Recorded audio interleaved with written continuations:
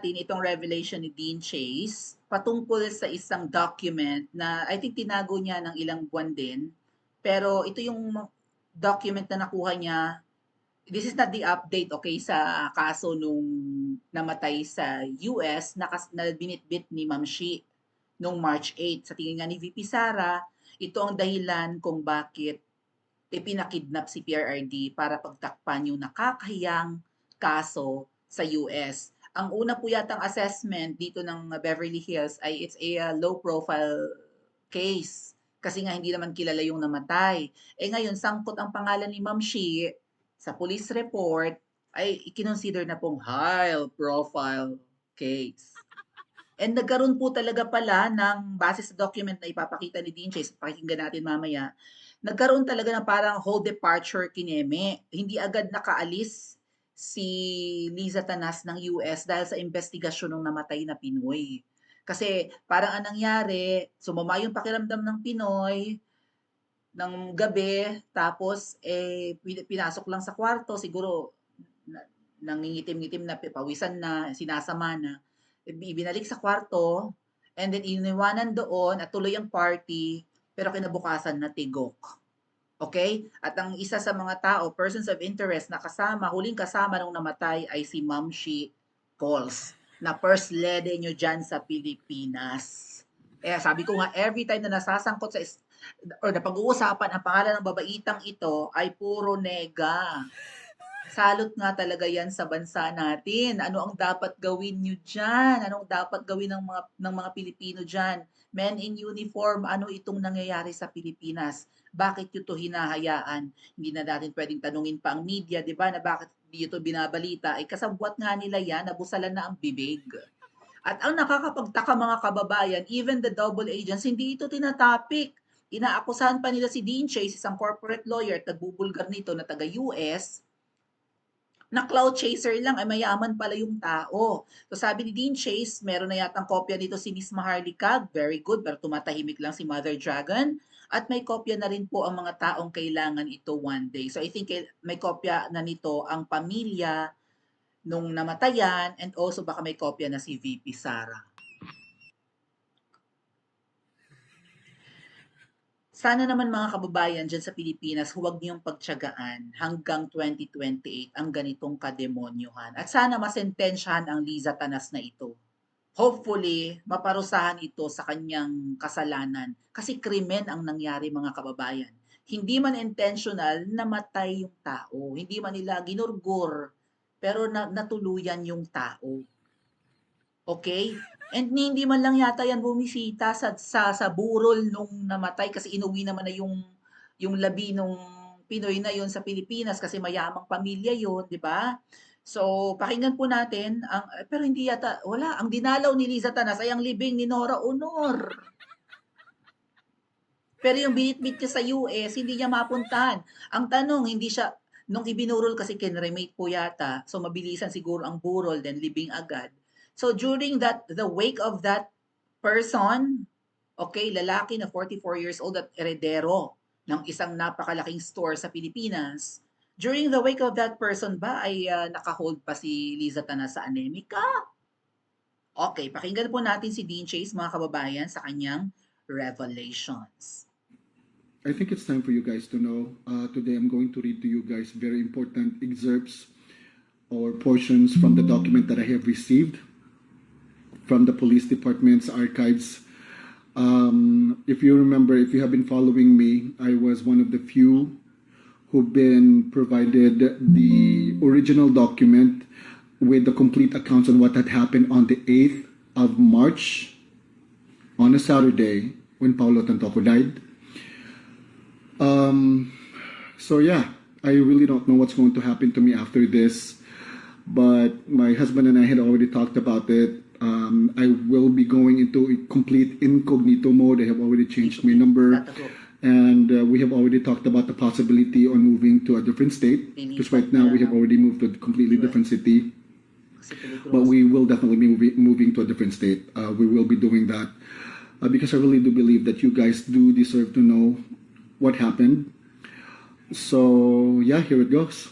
So if you have been following me, you should know by now that I have received a couple of documents from the archives dito sa police department katong nahitabo dito sa Pizza Utso sa Marso katong namatay si Paulo Tontoco. First document is the complete account of what had happened there. Hinatag siya mismo sa akong kanang kliyente. Nagkatrabaho gid mismo dito sa archives. That was a couple of days after that incident. And then the second document is katong naglibog ko anong gisendan ko nila.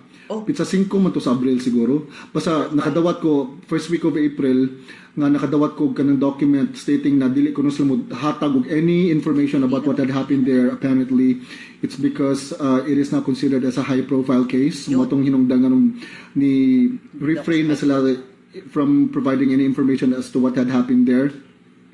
Because if you can remember atong pag Pizza 2 sa Abril, first week of April basically, na visit nila dito sa police department, and then the case had been superseded on the first week of April, and moto nakadawat ko document sa Pizza 5 via email.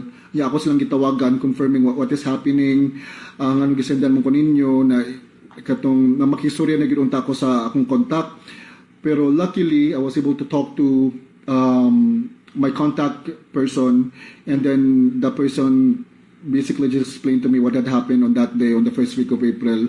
And the second or the third document kanong ako nadawat is the only allowed information that they can provide, because after all this is America. There is the Freedom of Information Act. Basically, if there's any information that concerns public safety, it will be provided. Kay freedom of information there is really big man in America. You can actually have that information by request as long as you are able to pay a hefty amount of money. May bayad. And by the way, you guys, before I go through the important information in the documents that I have here in my possession, let me just remind you guys that the information that I will be divulging in this video is very explicit, and I will only be reading information that is only allowed of me to divulge, because after all this is still an ongoing case, it's still under investigation, and whatever information that I will be putting out in public may make or break the case, and I really don't want to ruin the ongoing investigation because this is now considered as a high profile case, and I really don't know what will happen to me after I go through these documents, but it is what it is. I have already made up my mind, and I will be reading it to you guys. So let me go through the first document that I have here. This is actually the last document that I have received from the archives from that police department. And I believe this is the same document that Maharlika has in her possession. And this document has some accounts of what had happened over there, but it is not complete because after all, as what I've said earlier, the case is still under investigation. So this is what I have here. I have redacted some important information on there that includes my complete name, my legal name here in the United States, and my address. So I think this is what Maharlika has in her possession. So let me read that to you real quick. This letter is in response to your request, the request under California Public Records Act, the act in which you seek a copy of police report 2005-000-11805, the electronic request made to the Beverly Hills Police Department, BHPD, on blah, blah, blah. The BHPD has determined that the request in part seeks copies of disclosable public records in the BHPD's possession. So under that, if you are going to check on here, it has the description of the crime. It is actually considered as a death investigation and a crime. So it says here also reported date March 8, 2025 at around 11:32 a.m. Time of the incident March 8, 2025, 11:32 a.m. Victim age Juan Paulo Tontoco, 44. Summary of the incident: on Saturday, March 8, 2025 at approximately 11:30 hours, officers were dispatched to the Beverly Hilton Hotel regarding a person not breathing. Officers entered the room and observed hotel security performing chest compressions on an unconscious male subject. Officer Walang took malay, over with hindi. life-saving measures and subject was pronounced deceased at 12:05 hours by the paramedics. So I believe this is the same document that they are sending out to everyone if ever mangayo ka ng document bakit manghatag mo gina sila public records mo gina siya. So mo rin ang allowed nila nga pwede nila mahatag sa public, no? Very vague. It does not have complete accounts on whatever happened on that fateful day on the 8th of March. And the second document that I have here, let me just read that on my computer. It's right here. This one, I received this on the 5th of April. Let me read it to you real quick. Basically, gist aning a document is that they are not going to divulge any information. I believe this was after those Asian-looking men visited the police and archive department on the 2nd of April. So basically, first week of April, nang limpyo gud sila na mga sayop nga nabuhat atong kuan ba sa archives department. So money, the second document, and we go to the first document. The document that I have received from my client. So guys, ako lang basahon ninyo no, but throughout me reading this document, I will be redacting some information as well, very important names, and some people that I will be protecting because I do believe that they have nothing to do with the case. However, since their names are here, I will be reading them, but I will be redacting them when I edit the video. Okay? Alright, so let me just go through the document that I have received from my client who works at the Archives Department. Okay. Beverly Hills Police Department, Crime and Incident Report, report number BHPD 2025-0308-0911. Type of report, death investigation. Date and time reported March 8, 2025, 11:30 hours. Date, time of incident, March 8, 2025, approximately 0430 hours to 1130 hours. Location of incident, Beverly Hilton Hotel. It has a complete address as to which where it happened. The name of the victim, which is Juan Paulo Tantoco, male, age 44, date of birth is redacted. Reporting officer, Minute niya. Kasi bawal malaman yung mga names na babasahin. Narrative summary. On Saturday, March 8, 2025, at approximately 1130 hours, BHPD dispatch received a 911 call reporting an unresponsive male individual located in room number at the Beverly Hilton Hotel. Minute lang Were dispatched to the location and arrived on the scene at 1138 hours. Upon entry to the unit, responding officers observed a hotel security performing chest compressions on an unconscious male subject, later identified via identification cards as Juan Paulo Tantoco, date of birth redacted, age 44. Officer took over administering CPR until Beverly Hills Fire Department BHFD paramedics arrived on scene at approximately 1145 hours. BHFD personnel assumed life-saving efforts. However, after approximately 20 minutes of advanced cardiac life support, ACLS measures, the subject was pronounced deceased on scene at 12:05 hours. Notification was made to the Los Angeles County Coroner's Office, who took custody of the body for examination. Now we go to the witness statements. Date of birth redacted.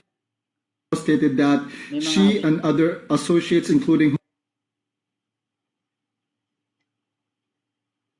and the decedent, had dinner at the Waldorf Astoria on the evening of March 7, 2025. She observed Mr. Tantoco exhibiting signs of distress, including profuse sweating, incoherent speech, and visible disorientation. She recalled inquiring whether he required medical assistance, but Luis Araneta Marcos reportedly downplayed the symptoms and suggested that Mr. Tantoco return to his hotel room to rest. So there are so many statements here from different witnesses, but I'm just going to read a couple of statements from very important people that I believe has something to do with the case. So the second statement from the witness that I'm going to read is from date of birth is redacted. Mr. corroborated the timeline provided by Mrs.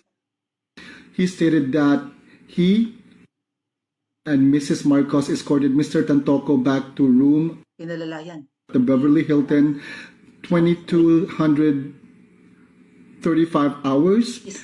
A continuation of the gathering occurred in the penthouse until approximately 0100 hours on March 8, 2025 on a Saturday, the next day when some guests departed. Third statement from a witness is from date of birth is redacted. Mr. remained at the party in room 5 along with Mrs. Marcos and Mrs. He reported that between 0445 and 0515 hours, Mr. Tantoco began convulsing. He confirmed that Mr.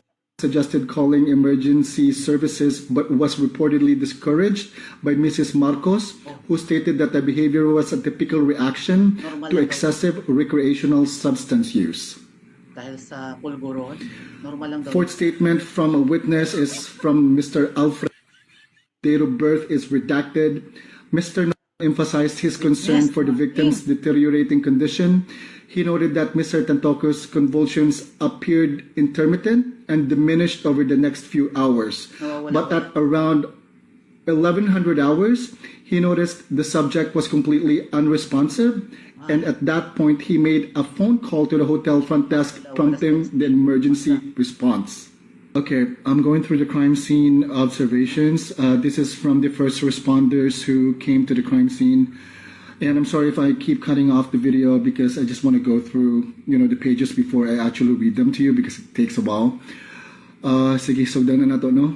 On the crime scene observations, upon initial examination, the scene was contained to room. The living area had evidence of ongoing party activity, notably on the coffee table, were observed. One clear plastic bag containing a white powdery substance. Preliminary field tests still pending. 3 used syringes containing residue suspected to be narcotics. Several open and unopened bottles of alcohol. A mirror of powder residue and rolled up bills.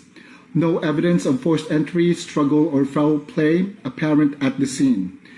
Photographic documentation of the scene was conducted by Forensic Unit Officer C, and all physical evidence was collected, labeled, and submitted to the BHPD evidence room under chain of custody protocol. Now we're going to the investigation status. Let me go through here. The case remains as a death investigation pending toxicology and autopsy results from the Los Angeles County Coroner's Office. At this time, the following individuals have been listed as persons of interest and are subject to ongoing questioning. So it has so many names on there that are listed, but one name stands out, which is Luis Araneta Marcos. That's what it says here. Now, below that, it says travel restrictions have been requested through the California Office of the Attorney General for the above individuals as precautionary measures until further clarification can be made regarding the events leading to Mr. Tantoco's death.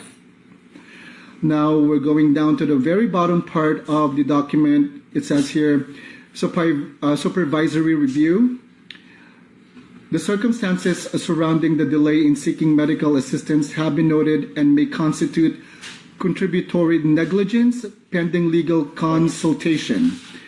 The presence of controlled substances at the scene and the statements provided by the party attendees warrant further inquiry into possible involuntary manslaughter, drug distribution, or obstruction of emergency care. A follow-up report will be submitted upon receipt of autopsy findings. The case is assigned to Detective Homicide Division, badge number. So, mo na to, no? Ako na yung nabasa ninyo ang mga importante nga parts sa document nga akong na-receive. But you really don't need to worry because the entirety of the document had already been forwarded to Mga tao. the people, the person that would need it the most in the future. Kailanganin yun ba? As a matter of fact, I really do believe that the information that I have just read to you guys are the information that needs to be known to public, especially to the Filipino people, because the Filipino people deserve better. So, 3 kasong kakarating. Tama ba yung pagkakaintindi ko, mga kababayan? Na manslaughter, yung hindi sinasadya pero natigok, 'di ba? And then yung obstruction of medical thingy. Parang kasi nga sabi ni Liza Tanas, "Naku, hayaan niyo lang 'yan, normal 'yan sa mga gumagamit ng pulveron." So instead na, 'di ba, na saklolohan nila kaagad kasi gabi pa lang masama na yung pakiramdam ng tao. Dinedma lang nila at utos yun ni Liza Tanas, hayaan lang daw. 11:00 ng umaga nung hindi na gumagalaw, napilitan na silang tumawag. Alright, para tingnan yung bangkay at kung ano nangyari. I-report, namatay na hindi na gumagalaw At saka yung isa ay, ayun, yung pagpuslit ng droga. Right? Anong sabi ni Dean Chase na? Balikan natin konti. Name stands out, which is Luis Araneta, Attorney General. Now we're going down to the very bottom. Persons have been noted and may constitute contributory negligence pending legal consultation. The presence of controlled substances at the scene and the statements provided by the party attendees warrant further inquiry into possible involuntary manslaughter, drug distribution, or obstruction of emergency care. Yun. Obstruction of emergency care, manslaughter, and droga distribution. Tulak ang